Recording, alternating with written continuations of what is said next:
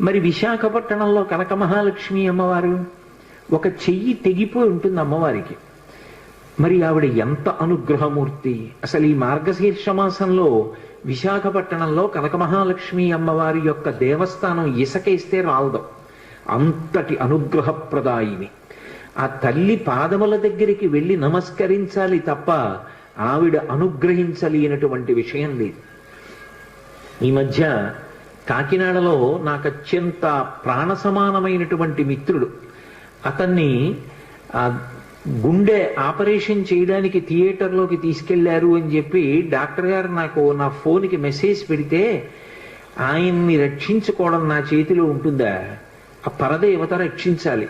పసుపు నీళ్లతో కనక మహాలక్ష్మి అమ్మవారికి అభిషేకం చేశా సమయంలో. తిరిగి వచ్చాను, శుభవార్త విన్నాను. ఆ తల్లి గొప్ప అనుగ్రహప్రదాయిని. ఆ తల్లి